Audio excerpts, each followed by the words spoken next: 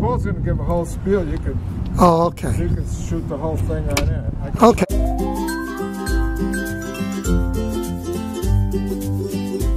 First, I donated this piece of copper just the other day. Top, we had aluminum. It looks like hell. I built this thing. It's the only one in any fort in America that I know of. So the hard part is getting the block of wood out. I wouldn't want that on my roof. That would have just ended up in... Can't wait to get my new... I made this block of wood here in the bottom. That was... There was nothing there? It was like that, right? Oh. Yeah, it was down to nothing. Well, hold on, I'm going to go out here and take a picture of... I made this iron pick that goes in the cannon. Oh, yeah.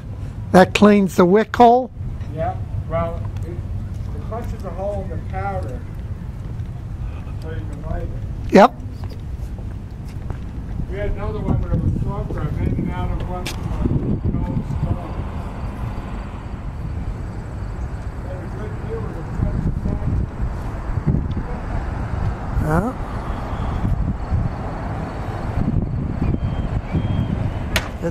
Only 6-pounder in the bar, they 6-pound solid iron shot. Wow. If I were to roll this along the ground at 35 miles an hour, it'll take the foot right off of your leg. Bronze gun. Barrel's bronze. Bronze is lighter and more flexible than iron. Guns behind you here on the Bastion are 12-pound iron guns, mounted on naval carriages or trucks.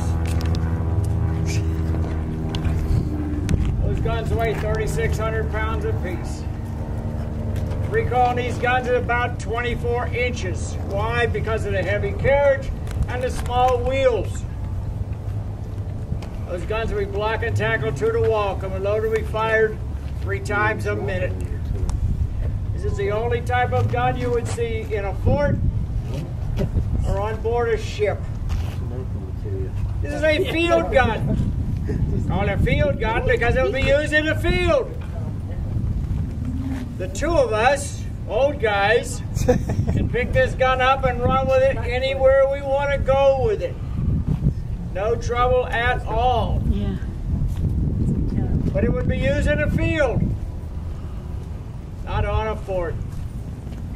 This gun, when fired, is going to come back 8 to 10 feet.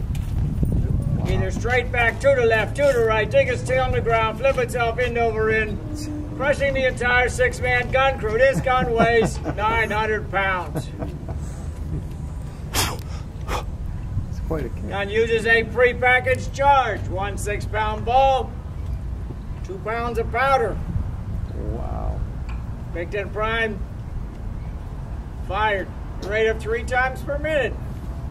Maximum range on this gun, 1,600 yards. In case you're curious as to how far that is, that tan building at the top of the rise at the tree line is 800 yards away. This gun will go twice that distance. That it will. If we have soldiers charging us with fixed bayonets, I'll wait till they get down to 100 yards. I'm not talking 75, 100, 250. I'm talking 1,500, maybe more. I'll let them get down to 100 yards. But by the time they get to 75, I'm loaded with grape shot. Grape shot are 1-pound iron balls in a cloth bag. We can fire this gun 3 times a minute. When that cloth bag gets the end of that muzzle, it's going to give me a 60-foot cone. I got 10 guns, that's a 600-foot cone. At 75 yards, anybody in front of me is going to disappear from their chin to their knees. Remember, I can fire this gun 3 times a minute. What if I don't have 1-pound iron balls? Hat full of musket balls. Coarse gravel, broken pottery, broken glass, nails, screws, nuts, bolts, washers, broken chains, silverware, vicious rodents, small children. Everything fits down his gun. Loaded and fired 3 times a minute. At the Battle of Lake George, which took place right over there, Major Eyre, the artillery officer, writes in his journals, when they attacked us with fixed bayonets, we cut avenues, lanes, streets, and boulevards to their ranks. It was like mowing wheat with a sigh. Nothing stands before us. And with those happy words and thoughts, I'd like it if you moved off that line. Thank you. Because we're going to fire this gun. First thing my gun is going to do is handle that worm search piece. Clear, sir. And that rammer, spring rammer. Gun is clear, gun is safe. Handle your charge. Charge piece. This is the first cannon shot of the day. It is. Let's make it loud. Let's get them boogers. Thank you, sir. My thumb is over the vent to form a vacuum. Seat the powdered bag tied up against the breech. Ah, yes. You got a quill? I certainly do. Thank you, sir. This is a quill. It's a bird feather that is soaked in alcohol, allowed to dry, and will smolder at a rate of instantaneous ignition.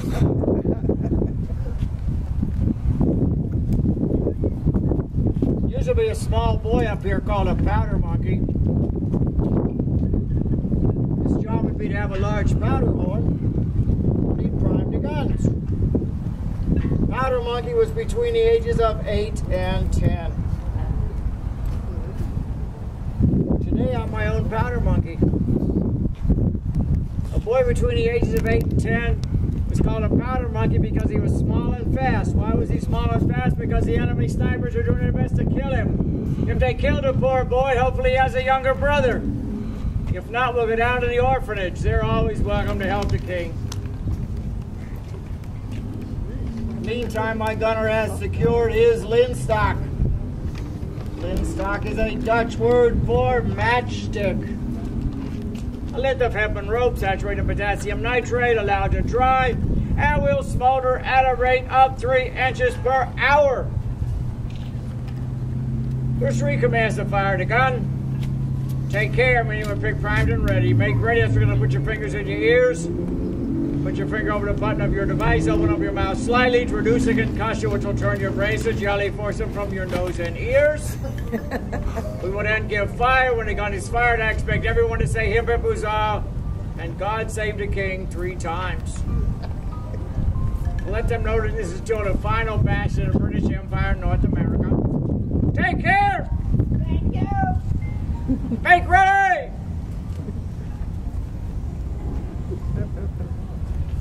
You fire! Hip hip!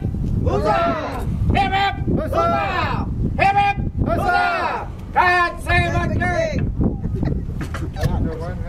Was that a good one? Damn right it was. The gunner's now going to handle that sponge.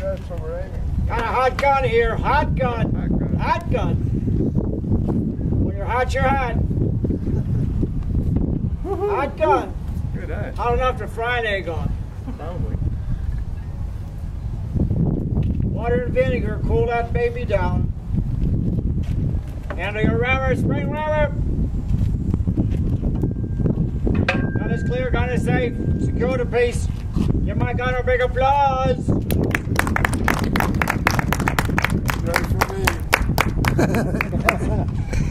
On the morning of August 3rd, 1757, the sentry up here on top, and it starts to get daylight. We look up the lake, and down the lake will be coming 500 bateaux. A bateau is a flat bottom boat, 8 feet wide, 28 to 36 feet long. They're bringing down 5,000 men. 8,000 total. 5,000 French regulars will land over there with the steeples pushing out of the trees. You've got 44 pieces of artillery. Their largest guns are 32 pounders. A 32-pound cannonball with 12 pounds of powder behind it will go 3 miles. We start firing at them with our iron guns. Instead of waiting 3 minutes after every shot, we still keep firing. Boom, boom, boom. Yeah. The guns will heat up red hot in the breech.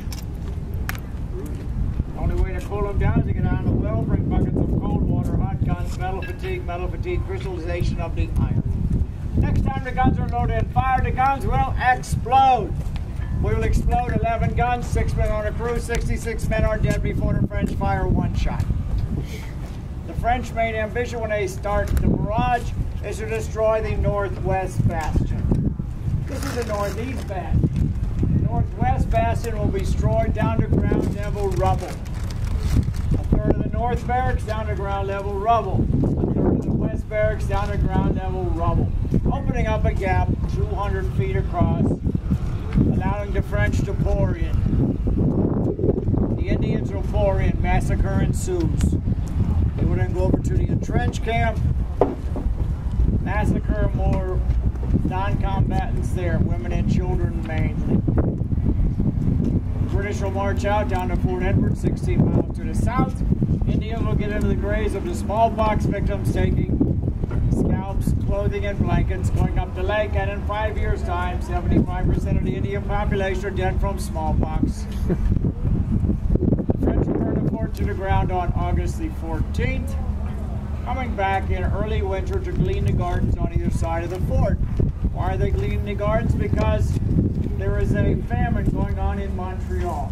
Why is there a famine? Because for the past 3 years we've had a mini ice age going on. The temperature has not gone above 35 degrees.